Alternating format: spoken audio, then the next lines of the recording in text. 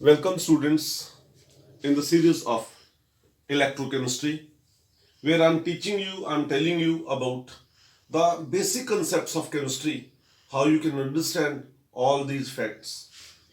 In that series, after finishing electrolytic conduction and its numericals, now it is time to come to the next part of this electrochemistry, and that is electrochemical cells. Before I start with electrochemical cells, I must tell you one thing. There are certain reactions which are termed as redox reactions.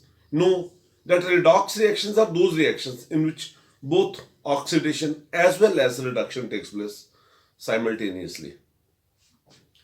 Now, depending upon that how we do a redox reaction, it can be direct redox reaction and it can be indirect redox reaction. Now here I have taken an example, a very simple example. भाई अगर हम ये एक beaker ले लें और इसके बीच में हम क्या ले लें, कॉपर सल्फेट. आपको पता है बच्चों, कॉपर सल्फेट का कलर जो होता है वो क्या होता है, ब्लू. ओके. और मैं इसके बीच में एक जिंक रॉड डिप कर देता हूं, तो I will observe certain changes. कि सोल्यूशन को हाथ लगा के देखेंगे तो ये थोड़ा सा गर्म हो जाएगा. ये जो ब्लू कलर है कॉपर सल्फेट का, दैट स्टार्ट फेडिंग अवे, धीरे धीरे कम होना शुरू हो जाएगा. एंड कुछ सॉलिड ऐसे ना नीचे यहां पर कुछ सॉलिड डिपॉजिट होना शुरू हो जाएगा ऐसे. तो ये सभी चेंजेस हम कैसे ऑब्जर्व कर सकते हैं, कैसे एक्सप्लेन कर सकते हैं? It can be explain on the base of this reaction.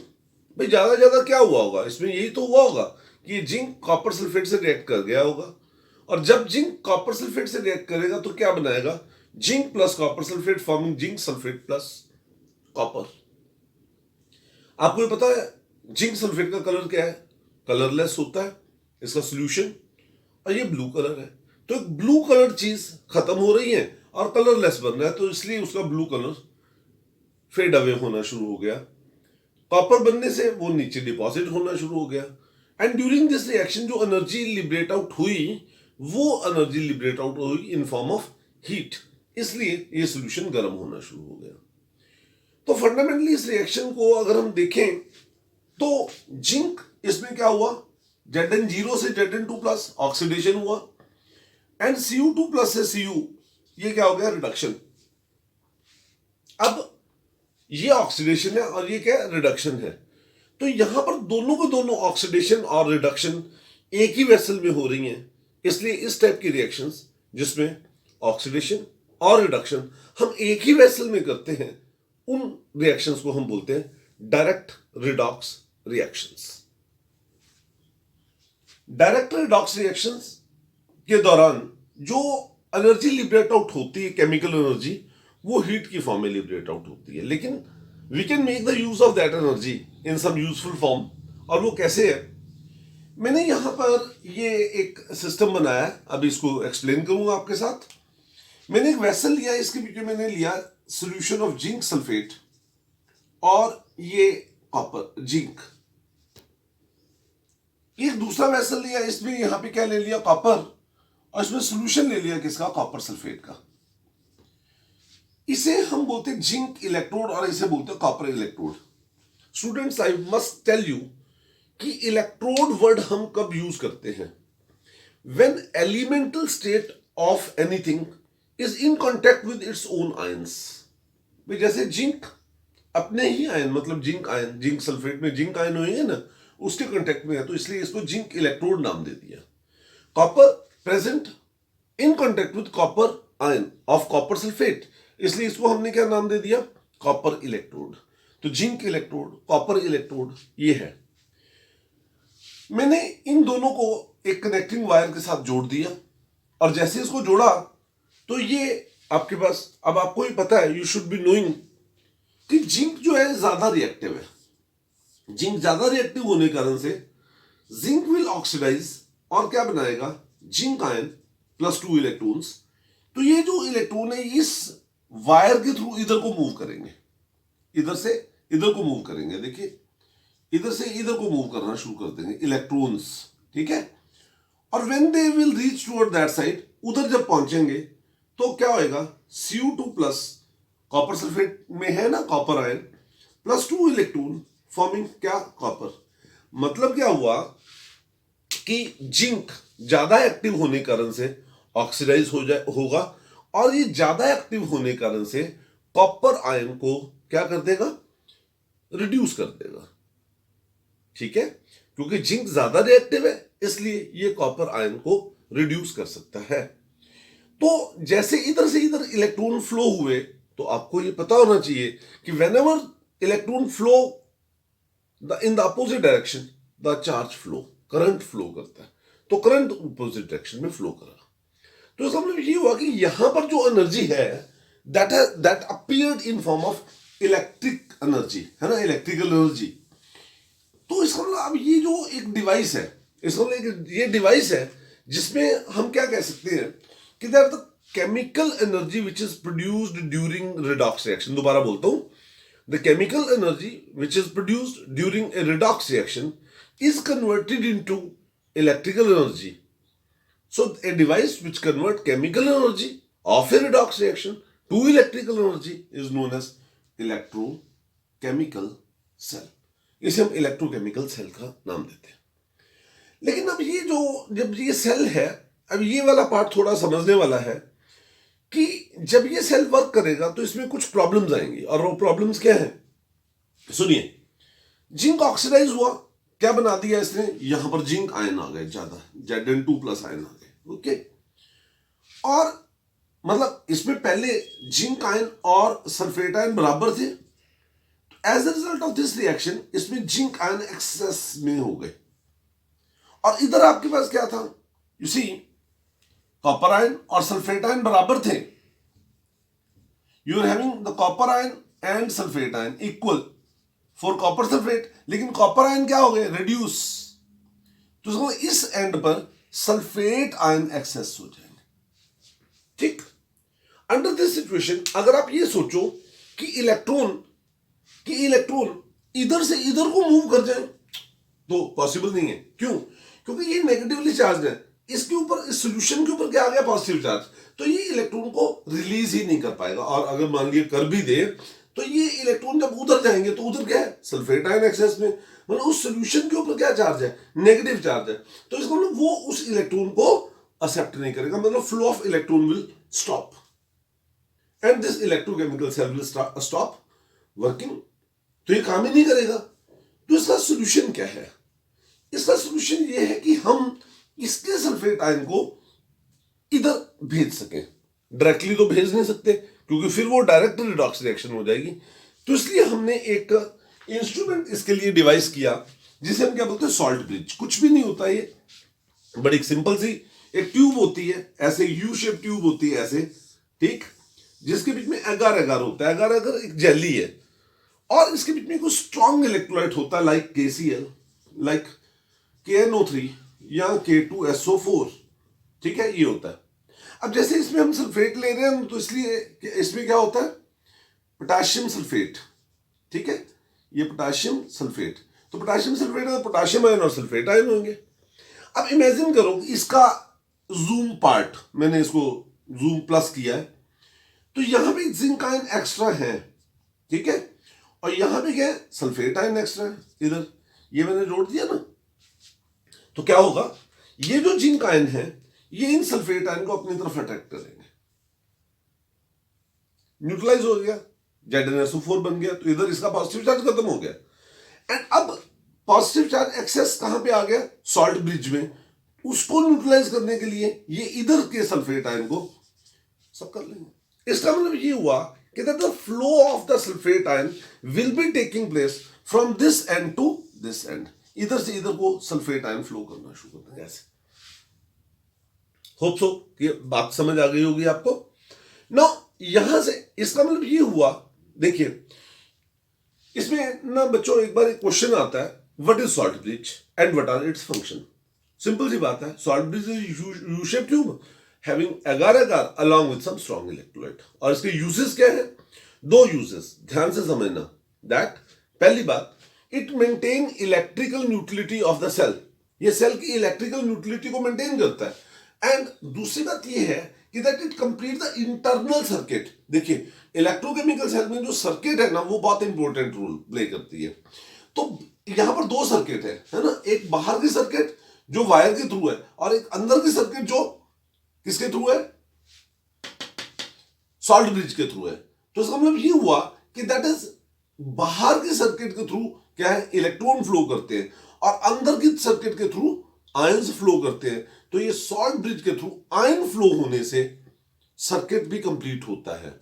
इसका मतलब इसके दो यूजेस हुए। पहला यूज क्या है, that is it complete the internal circuit, और दूसरी बात it provide electrical utility of the cell without intermixing the two solutions. चलिए हम दोबारा से इसी सेल के ऊपर आते हैं, फोकस करते हैं इसको, और वो ये है, सुनिए कि ये आपके पास क्या आ गया, जिंक इलेक्ट्रोड और वो कॉपर इलेक्ट्रोड। तो इसमें ये रिएक्शन है Zn से Zn2 प्लस Cu प्लस 2 से Cu। ये ऑक्सीडेशन हो रहा है, इसलिए इस हाफ को हमने बोला ऑक्सीडेशन हाफ, और ये क्या है, यहां पे रिडक्शन हो रहा है इसलिए बोला रिडक्शन हाफ। याद रखिए जहां पर ऑक्सीडेशन होता है वो एनोड होता है। इसको याद करने का वैसे एक तरीका है, हम अपने फ्रेंड सर्कल में किसी को आवाज देते हैं ना, जैसे सपोज मेरा फ्रेंड हो है ना, जिसका कोई सपोज नाम है अनिल है, तो मैं उसको बोलूंगा ओए अनिल इधर आओ। ओए, ओ मीन्स ओ, ए मीन्स ए, ओए, ओ मीन्स ऑक्सीडेशन, ए मीन्स एनोड। तो हमेशा ऑक्सीडेशन वहां पर होगी जो एनोड है। तो ये ऑक्सीडेशन हुई, क्या हुआ, एनोड, रिडक्शन हुआ, क्या हुआ, कैथोड। ठीक है, तो ये आपके पास सेल है। अब इस सेल को हम रिप्रेजेंट कैसे करते हैं, इसको याद रखना, इस by this letter A B C. A means anode, B मतलब ब्रिज, और C means cathode. Anode, bridge, cathode. Now listen, यहां पर मैं करता हूं, ये रेड कलर से मैंने शो किया ब्रिज, दो लाइनों से, ऐसे डबल लाइन से। अब एनोड, ये इसमें क्या चेंज आ रही है, देखिए Zn से चेंज हो रहा है Zn2 प्लस। पहले जो आयन था बाद में जो आयन बना, पहले जो चीज थी फिर जो चीज बनी। अब इसमें पहले क्या था, कॉपर आयन से क्या बना, कॉपर, ऐसे, क्योंकि ऑक्सीडेशन Zn से Zn2 plus, increase in oxidation number, reduction Cu2 plus से Cu, decrease in oxidation number, और इनके बीच में एक एक सिंगल सिंगल लाइन लगा दो। और ये क्या है, C1 और ये क्या है, C2। C1 और C2 क्या रिप्रेजेंट करते हैं, they represent the concentration of electrolytes. मतलब जैसे C1 क्या है, it will represent the concentration of zinc sulphate, and C2 यहां पर it will represent the concentration of copper sulphate in this particular case. देखिए जो इलेक्ट्रोकेमिकल सेल होता है इसमें दो इलेक्ट्रोड होते हैं, है ना, एक ऑक्सीडेशन हाफ और दूसरा रिडक्शन हाफ। जो एनोड है मतलब ऑक्सीडेशन हाफ वाला इलेक्ट्रोड है, उसको इलेक्ट्रॉन देने की टेंडेंसी होती है, और जो रिडक्शन वाला होता है उसमें इलेक्ट्रॉन को एक्सेप्ट करने की, गेन करने की एक टेंडेंसी होती है। इस टेंडेंसी को हम एक नाम देते हैं, and that name is electrode potential. अब इलेक्ट्रोड पोटेंशियल क्या है, मैंने अभी आपको एक बात बताई कि it is the tendency of any electrode to lose और टू गेन द इलेक्ट्रॉन्स। बच्चों, should be knowing that absolute value of electrode potential cannot be determined। इसके दो कारण हैं। कौन कौन से दो कारण हैं भाई, सपोज मैंने एक इलेक्ट्रोड लिया है ना, एक मैं इलेक्ट्रोड लेता हूं, सपोज मैंने इलेक्ट्रोड कौन सा ले लिया, से I have taken a copper electrode. Okay, तो कॉपर इलेक्ट्रोड क्या लूंगा, कॉपर और कॉपर सल्फेट के सोल्यूशन में इसको ले दूं। ठीक है, अब अगर मैं इसको कॉपर सल्फेट, कॉपर को कॉपर सल्फेट के सोल्यूशन में रखता हूं, तो चाहे कितनी देर मर्जी ये पड़ा रहे, ये ना तो इलेक्ट्रॉन देगा और ना ही इलेक्ट्रॉन लेगा। दूसरी बात कि एक पर्टिकुलर इलेक्ट्रोड इलेक्ट्रॉन लेगा या देगा, ये इस बात के ऊपर डिपेंड करता है दूसरे वाला इलेक्ट्रोड क्या कौन सा है। जैसे अभी अभी मैंने आपके साथ एग्जांपल लिया क्या, कि यहां पे अगर हम क्या ले लें, जिंक इलेक्ट्रोड, क्योंकि जिंक कॉपर से ज्यादा एक्टिव है इसलिए जिंक के ऊपर ऑक्सीडेशन और इसके ऊपर रिडक्शन होगी, मतलब ये इलेक्ट्रॉन लेगा। लेकिन अगर मैं इसके साथ सिल्वर जोड़ दूं, सिल्वर का एक इलेक्ट्रोड जोड़ दूं, AgNO3 है ना, ये वाला सिल्वर नाइट्रेट, और इसमें सिल्वर, और इसको जोड़ूं तो ये इलेक्ट्रॉन देगा, क्योंकि copper is more reactive than silver. इसका मतलब ये हुआ कि दैट पहली बात, दो बेसिक बातें हुई। पहली, इन दो पॉइंट्स को याद रखना है आपको। क्या? कि that absolute value of electrode potential can not be determined because दो रीजन है। कौन कौन से दो रीजन है?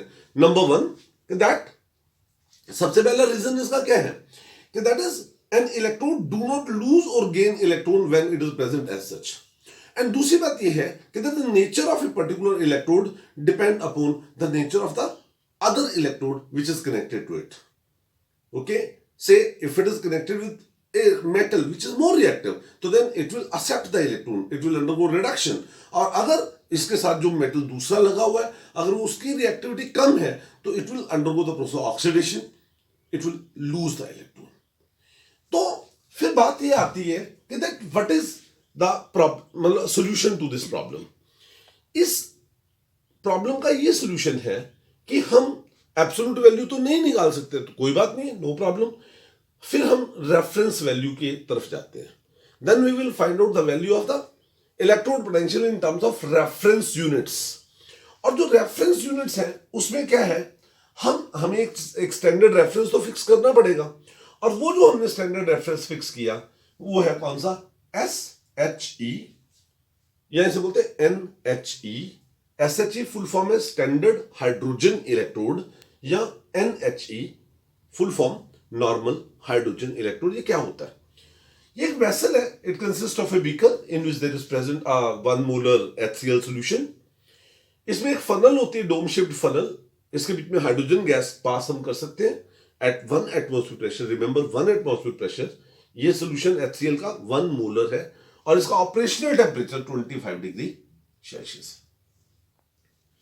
अब इस इलेक्ट्रोड के ऊपर दोनों ही चीजें हो सकती हैं। सुनो, दोनों ही चीजें हो सकती हैं, ऑक्सीडेशन भी हो सकता है और रिडक्शन भी हो सकता है।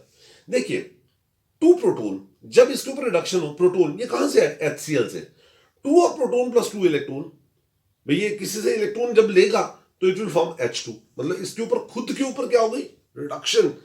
लेकिन अगर इसके ऊपर ऑक्सीडेशन होनी हो तो हाइड्रोजन, ये जो हम बबल कर रहे हैं, यहां पे प्लेटिनम होता है इसकी प्रेजेंस में, 2 प्रोटॉन प्लस 2 ऑफ इलेक्ट्रॉन, मतलब ये इलेक्ट्रॉन दे भी सकता है और ये इलेक्ट्रॉन ले भी सकता है। डिपेंड करता है कि दूसरे वाला जो एलिमेंट है जो इसके साथ कनेक्ट हुआ है उसकी रिएक्टिविटी हाइड्रोजन के कंपैरिजन में क्या है।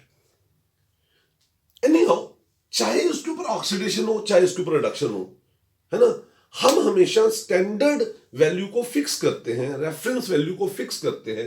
और जो इसका SRP है, इसका जो स्टैंडर्ड रिडक्शन पोटेंशियल है, वो हमने फिक्स किया और वो फिक्स वैल्यू है कितनी? 0। मतलब चाहे हाइड्रोजन के ऊपर क्या हो रही हो? ऑक्सीडेशन, चाहे इसके ऊपर क्या हो रही हो? रिडक्शन। इसका SRP स्टैंडर्ड रिडक्शन पोटेंशियल, ये स्टैंडर्ड का वर्ड यूज करते हैं जब टेम्परेचर क्या हो? 25 डिग्री सेल्सियस, और इसमें जो सोल्यूशन है उसकी कंसंट्रेशन कितनी हो? 1 मोलर, तो तब उसे हम SRP means standard reduction potential का नाम दे देते हैं। अब बात ये आती है, क्वेश्चन ये आता है कि ये स्टैंडर्ड रिडक्शन पोटेंशियल की वैल्यू को देखकर हम इलेक्ट्रोड पोटेंशियल को किस तरीके से निकालते हैं। तो मैंने इसको एक्सप्लेन करने के लिए एक डायग्राम बनाया आपके साथ। And what is that? भाई सपोज मुझे एक पर्टिकुलर इलेक्ट्रोड है, उसका मुझे इलेक्ट्रोड पोटेंशियल निकालना है ना, से जिंक का इलेक्ट्रोड पोटेंशियल निकालना है। चलो जिंक वाली बात करते हैं। तो मैं क्या करूंगा, मैंने ये जिंक इलेक्ट्रोड ले लिया, फिर उस केस में मैंने क्या ले लिया, ये ले लिया मैंने क्या? जिंक। और इसमें क्या ले लिया? 1 molar zinc sulphate. Remember 1 molar zinc sulphate, और इसको SHE के साथ जोड़ दिया। देखा इसकी EMF क्या आती है वोल्टमीटर से ऊपर से। इस केस में ये एक्सपेरिमेंटल वैल्यू है, इस केस में इसकी EMF आती है 0.76, और इसके ऊपर ऑक्सीडेशन होता है। अब आप कहोगे, पूछोगे या अपने आप से पूछोगे, मेरे से तो आप ऐसे ऑनलाइन क्लास में तो कैसे पूछ सकते हो, इसमें तो मुझे ही आपको सिंप्लीफाई करना पड़ेगा। सोचो 2 मिनट के लिए, आपको कैसे पता लगेगा इसके ऊपर ऑक्सीडेशन होनी है। इसका सिंपल सा एक तरीका होता है, भाई अगर इसके ऊपर ऑक्सीडेशन हो रही है तो इसमें इलेक्ट्रॉन इधर से इधर फ्लो कर रहे होंगे। ओके, तो जो करंट है वो इधर से इधर फ्लो कर रहा होगा, ये डायरेक्शन ऑफ करंट होगी उस केस में। तो डायरेक्शन ऑफ करंट से हमें ये पता लगता है क्या, कि इसके ऊपर ऑक्सीडेशन हो रही है या रिडक्शन हो रही है। तो जिंक के केस में ये पता लगा है कि इसके ऊपर क्या होती है, ऑक्सीडेशन, और इसका ईएमएफ है 0.76। ठीक है, तो हम ये वाला फॉर्मूला लगाते हैं। देखिए ये फॉर्मूला क्या है, standard EMF of the cell is equal to standard oxidation potential of oxidation half plus standard reduction potential of reduction half. अब हमें पता है क्योंकि इसके ऊपर हाइड्रोजन के ऊपर क्या हो रही है, रिडक्शन, इसलिए इसका इलेक्ट्रोड पोटेंशियल तो फिक्स हो गया, क्या, 0।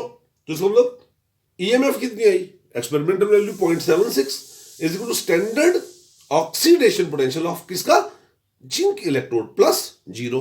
और इसको कैसे रिप्रेजेंट कर रहे हैं, E naught of Zn2 plus, मतलब जिंक से जिंक 2 प्लस, मतलब ऑक्सीडेशन हो रही है। यहीं से पता लग जाता है कि ये वैल्यू ऑक्सीडेशन पोटेंशियल की है।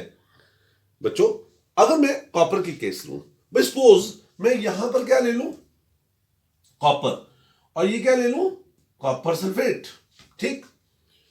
तो फिर उस केस में देखा गया कि इसकी सेल की ईएमएफ आती है 0.34 वोल्ट और इसके ऊपर रिडक्शन होती है ना। कैसे पता लगेगा, इस केस में ये देखा गया है कि अगर इसके ऊपर रिडक्शन हो रही है, इसके ऊपर कॉपर के ऊपर, तो इसके ऊपर ऑक्सीडेशन हो रही होगी, ये फ्लो ऑफ इलेक्ट्रॉन है, इसका मतलब ये इसमें डायरेक्शन ऑफ करंट होगी, ठीक। तो इस वैल्यू को, इस पैरामीटर को हम यहां पे लगाते हैं, कैसे, फॉर कॉपर ईएमएफ कितनी होगी, 0.34। हाइड्रोजन के ऊपर क्या हो रहा है, ऑक्सीडेशन 0, उसका इलेक्ट्रोड पोटेंशियल, बिकॉज हाइड्रोजन का इलेक्ट्रोड पोटेंशियल तो फिक्स है 0, plus standard reduction potential of किसका, कॉपर, सॉरी। तो Cu2 प्लस से Cu कितना आ गया, 0.34। देखिए ये वैल्यू Cu2 प्लस से Cu रिडक्शन हो रहा है। तो इस तरीके से हम क्या करते हैं, we can find out the value of electrode potential of various electrodes. बच्चों वी कैन एक्सप्रेस, अब हमने ये पता लगा भाई एक इलेक्ट्रोड पोटेंशियल क्या होता है, उसकी वैल्यू को कैसे फाइंड आउट करते हैं। तो हमने SHE मतलब स्टैंडर्ड हाइड्रोजन इलेक्ट्रोड को यूज करते हुए हमने डिफरेंट इलेक्ट्रोड्स की इलेक्ट्रोड पोटेंशियल की वैल्यूज को फाइंड आउट किया। लेकिन यू शुड बी नोइंग कि हम इलेक्ट्रोड पोटेंशियल की वैल्यू रिडक्शन पोटेंशियल की टर्म्स में एक्सप्रेस करते हैं। मोस्ट ऑफ द बुक्स आप देखेंगे कि उसके पीछे वैल्यू रिडक्शन पोटेंशियल की टर्म में है, कोई प्रॉब्लम नहीं है, चाहे उसके ऊपर ऑक्सीडेशन हो रही हो चाहे रिडक्शन हो रही हो, है ना, उसकी वैल्यू को हम रिडक्शन पोटेंशियल की टर्म में एक्सप्रेस करते हैं। अब यहां पे बात ये है भाई, अगर उसके ऊपर रिडक्शन हो रही है विद रेफरेंस टू SHE मतलब हाइड्रोजन के कंसेप्ट में, हाइड्रोजन के रेफरेंस में अगर उसके ऊपर रिडक्शन हो रही है तो वैल्यू सीधी आ जाएगी। लेकिन अगर उसके ऊपर ऑक्सीडेशन हो रही है तो फिर उसमें वैल्यू आएगी ऑक्सीडेशन पोटेंशियल की। किसकी वैल्यू आएगी, ऑक्सीडेशन पोटेंशियल की। जैसे जिंक Zn से Zn2 प्लस 0.76 ये वैल्यू, तो ये वैल्यू ऑक्सीडेशन पोटेंशियल की है। तो इस कंडीशन में फिर क्या किया जाए, देखिए फॉर्मूला लिखा है, ऑक्सीडेशन पोटेंशियल को रिडक्शन पोटेंशियल में चेंज करने के लिए जस्ट आप उसका साइन चेंज कर दो, बस कुछ नहीं करना। मींस कहने का मतलब ये हुआ E नॉट ऑफ Zn से Zn2 प्लस इज 0.76 वोल्ट, तो E not of Zn2 plus से Zn is equal to minus 0.76 volt. कुछ नहीं किया, सिर्फ पॉजिटिव से उसकी वैल्यू को नेगेटिव कर दिया। तो अब हमने क्या किया, डिफरेंट इलेक्ट्रोड्स लिए, उनकी इलेक्ट्रोड पोटेंशियल की वैल्यू को फाइंड आउट किया, उनको किसके रिस्पेक्ट में, SHE के स्टैंडर्ड हाइड्रोजन इलेक्ट्रोड के रिस्पेक्ट में, और उन सभी वैल्यूज को हमने ना इंक्रीजिंग ऑर्डर में अरेंज कर दिया। तो arrangement of various values of standard reduction potential when measured with respect to SHE in an increasing order that constitute a series which is known as electrochemical series. Yes, क्या नाम देते हैं उसे, electrochemical series. Briefly rapidly थोड़ा सा ये बताऊंगा what are applications of electrochemical series. सबसे पहले it is helpful to predict the oxidising and reducing power. बच्चों सिंपल सी ये दो लाइनें याद रखो, क्या, more positive value of SRP, अगर किसी इलेक्ट्रोड पोटेंशियल की वैल्यू SRP की स्टैंडर्ड रिडक्शन पोटेंशियल की वैल्यू अगर वो ज्यादा पॉजिटिव है तो इसका मतलब वो एक अच्छा ऑक्सीडाइजिंग एजेंट है, और अगर वो नेगेटिव वैल्यू उसकी ज्यादा है तो वो अच्छा रिड्यूसिंग एजेंट है। इसका मतलब more negative value better reducing agent, more positive value better oxidising agent. दूसरा, to compare relative metallic characters. अगर आपको केमिस्ट्री की बेसिक्स पता है, केमिस्ट्री को आपने ढंग से पढ़ा है ना, चुटकुलों में नहीं पढ़ा, तो फिर आपको ये बात पता लगेगी कि to compare metallic character, metallic character को हम कैसे कंपेयर करते हैं, मेटल, ठीक है। मेटल्स, केमिस्ट्री की लैंग्वेज में मेटल्स क्या होते हैं, these are those elements which are good reducing agent. और एक अच्छा रिड्यूसिंग एजेंट कौन होगा, जिसके लिए एसआरपी की वैल्यू नेगेटिव होगी।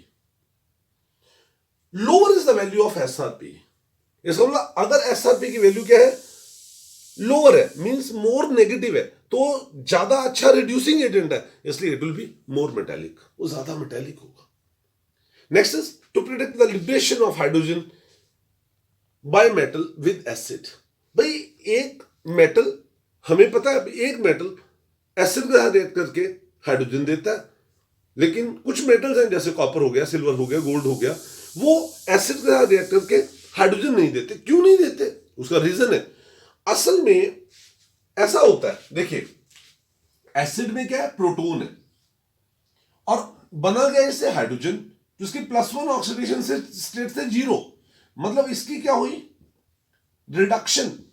इसका मतलब जो दूसरा एलिमेंट है वो हाइड्रोजन से बेटर रिड्यूसिंग एजेंट होना चाहिए, इसका मतलब उसकी एसआरपी की वैल्यू इससे कम होनी चाहिए, और इसकी तो फिक्स है कितनी, 0। इसका मतलब उस मेटल की एसआरपी की वैल्यू नेगेटिव होनी चाहिए। अगर उसकी वैल्यू नेगेटिव है तो वो प्रोटॉन से, हाइड्रोजन से ज्यादा अच्छा क्या होगा, रिड्यूसिंग एजेंट, और उस केस में हाइड्रोजन गैस लिबरेट होगी, वैसे नहीं होगी। तो समझो, इन जनरल सी बात याद रखो, negative value of SRP means that element is better reducing agent than किससे, hydrogen, and hence it will be able to liberate hydrogen gas when react with acid. Next is the application to calculate EMF. ये इसके numerical भी अभी मैं करवाऊंगा 2 minute में। E not of the cell, ये formula सीधा, E not of the cell is equal to E not of cathode minus E not of anode. ऐसे हम किसी की EMF, किसी सेल की EMF निकाल सकते हैं। अभी न्यूमेरिकल से आपको ये और क्लियर हो जाएगा। और आपको ये पता होना चाहिए कि अगर आपके पास इसमें EMF की वैल्यू क्या आ जाए, पॉजिटिव आ जाए, तो वो प्रोसेस, वो रिएक्शन स्पॉन्टेनियस होती है, और अगर वो नेगेटिव आए तो वो रिएक्शन, वो प्रोसेस नॉन स्पॉन्टेनियस होती है, मतलब वो रिएक्शन होती नहीं है। बच्चों कुछ सिंपल से न्यूमेरिकल्स इसके करते हैं, बाकी इसके न्यूमेरिकल जो है ना, that will be part of the further numerical जो अब आगे हम करेंगे। लेकिन जस्ट एक अपना आइडिया क्लियर करने के लिए मैंने 2-3 सिंपल से न्यूमेरिकल यहाँ पे लिखे हैं, जिससे आपको एक आइडिया हो जाए। Within 2-3 minutes we shall be just going to discuss these numericals now. अब जैसे सबसे पहले ये एक न्यूमेरिकल दिया हुआ है, वो कहता है calculate EMF of the cell. कौन सा, स्टैंडर्ड, अंडर स्टैंडर्ड कंडीशंस, और ये सेल को रिप्रेजेंट किया हुआ है Zn2 प्लस डबल बार Cu2 प्लस से Cu। E not of Zn से Zn2 प्लस ये दिया हुआ है, और E not of Cu2 plus से Cu ये दिया हुआ है। स्टूडेंट्स, इसमें सबसे पहली बात ये देखो कि आपको इसके बीच में सबसे बड़ा, मतलब सबसे मेजर पार्ट है कि आप यहां पर ये वैल्यू देखो, ये वैल्यू किसमें है, ऑक्सीडेशन में है, ये वैल्यू ऑक्सीडेशन पोटेंशियल की है। तो सबसे पहला आपको ये काम ये करना है, इसको न्यूमेरिकल को बाद में देखना, लेकिन सबसे पहले आप इस वैल्यू को रिडक्शन पोटेंशियल में चेंज करो। मतलब आप क्या लिखो, लिखो बेटे E not of Zn2 plus से Zn is equal to -0.76। Yes, now it will be as simple as ABC। आपको मैंने बताया था ABC, एनोड, ब्रिज, कैथोड, ये रिप्रेजेंटेशन होती है इलेक्ट्रोकेमिकल सेल की। तो आप ये देखो, ये फॉर्मूला भी अभी मैंने जस्ट अभी बताया, E not of the cell is equal to E not of क्या, cathode, minus E not of anode. तो व्हाट इज कैथोड, क्या है, कॉपर, और कॉपर की वैल्यू रिडक्शन पोटेंशियल में क्या है, 0.34, और इसकी रिडक्शन की वैल्यू -0.76, तो आ गया 1.10 वोल्ट। ये value very simple as that, ठीक है। दूसरा न्यूमेरिकल है, इसके बीच में मैंने कहा कि ये एक रिएक्शन दी हुई है, इस रिएक्शन के लिए आप क्या करो, रिप्रेजेंट दिस सेल, एक तो इस सेल को रिप्रेजेंट करो, दूसरा फाइंड आउट इट्स ईएमएफ, और ये वैल्यूज दी हुई हैं इलेक्ट्रोड पोटेंशियल के। सबसे पहले ये देखो कि ये वैल्यू किसमें है, एजी आयन से एजी रिडक्शन में, ओके ठीक है हम यूज कर सकते हैं। Cu2 प्लस से Cu रिडक्शन में, ठीक है ओके हम यूज कर सकते हैं। तो अब now let me come to another part कि सबसे पहले इसको रिप्रेजेंट करना है। देखिए इसको आप आयनिक फॉर्म में लिखो, 2 of Ag plus ion, nitrate के ऊपर -1 चार्ज होता है इसलिए सिल्वर के ऊपर चार्ज +1 हो गया, plus Cu change into Cu2 plus 2 of Ag। तो ये आपके पास क्या हो गया, रिडक्शन, और ये आपके पास क्या हो गया, ऑक्सीडेशन। और आपको पता है OA ऑक्सीडेशन एनोड होता है, रिडक्शन क्या होता है, कैथोड। और सेल कैसे होता है, ABC, एनोड ब्रिज कैथोड। तो एनोड इसमें क्या हुआ, देखिए Cu से Cu2 प्लस, और कैथोड क्या हुआ, Ag आयन से Ag डबल बार, बस E not of the cell is E not of cathode 0.80 minus E not of cathode 0.34, 0.46 volt. ये हमारा आंसर है, ठीक है। ये एक फंडामेंटल टाइप के, इस टाइप के न्यूमेरिकल भी आते हैं। ऐसा न्यूमेरिकल पूछा जाता है, is it safe to store AgNO3 in a zinc vessel.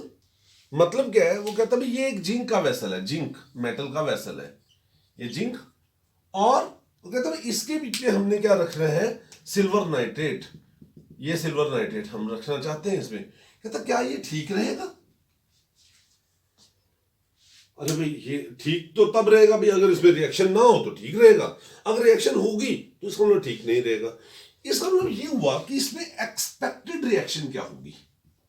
देखिए एक्सपेक्टेड रिएक्शन क्या होगी, जिंक सॉलिड है और सिल्वर नाइट्रेट इससे रिएक्ट कर जाए तो फिर क्या बनाएगा, जिंक नाइट्रेट प्लस सिल्वर। ज्यादा से ज्यादा ये रिएक्शन इसमें हो सकती है, और क्या होगा, इसको आप जैसे मैंने इससे पहले न्यूमेरिकल में बताया रिप्रेजेंट कर लो, zinc plus 2 of silver ion change into zinc ion, nitrate के ऊपर चार्ज -1 होता है इसलिए जिंक के ऊपर प्लस 2 ऑफ सिल्वर। ये आपके पास क्या हुआ, रिडक्शन, और ये आपके पास क्या हुआ, ऑक्सीडेशन। ठीक, अब फिर वही बात क्या, ABC एनोड ब्रिज कैथोड, तो मैं ब्रिज रिप्रेजेंट करता हूं, ये एनोड ऑक्सीडेशन Zn से Zn2 प्लस, कैथोड रिडक्शन, यहां पे क्या है Ag आयन से Ag, बस। अब क्या है, E not of the cell, E not of cathode minus E not of anode, E not of cathode, cathode यहां पे क्या है, सिल्वर है 0.80 माइनस ऑफ माइनस 0.76, ये आ गया 1.56 वोल्ट, पॉजिटिव वैल्यू आ गई ना। इसका मतलब हम ये कहेंगे कि EMF comes out to be positive. इसका मतलब the reaction will be spontaneous, वो रिएक्शन स्पॉन्टेनियस होगी, so it is not safe. अगर हम इसमें रखेंगे तो रिएक्शन हो जाएगी, इसलिए ये सेफ नहीं है कि हम AgNO3 को उसमें स्टोर कर पाए। तो ये एक बेसिक फंडामेंटल लेक्चर था। मैं नहीं कहूंगा कि +2 केमिस्ट्री के बीच में इसमें से कुछ ज्यादा आता है, लेकिन इसके बिना ये जरूर कहूंगा कि इसके बिना आगे आपको ये इलेक्ट्रोकेमिस्ट्री नहीं आती, बिकॉज आगे उसमें ये आपका जो टोटल न्यूमेरिकल है उसका एक पार्ट होगा, एक हिस्सा होगा। तो that's why just to understand that article हम उसमें ये स्टडी करेंगे। आज तो मैंने इसमें आपके साथ ये बात की भी स्टैंडर्ड EMF क्या होती है, लेकिन कल से ये बात करेंगे भी अगर हमने इस इलेक्ट्रोलाइट की कंसंट्रेशन को चेंज कर दिया, टेम्परेचर को चेंज कर दिया, तो उससे EMF के ऊपर या इलेक्ट्रोड पोटेंशियल के ऊपर क्या इफेक्ट पड़ेगा, उस इक्वेशन को हम बोलते हैं नर्न्स इक्वेशन। तो अपने नेक्स्ट लेक्चर में मैं वो डिस्कस करूंगा। That is the most important article for +2 chemistry. ये वैसे +1 में भी कई बार पढ़ा दिया जाता है। With that I will say good by two you.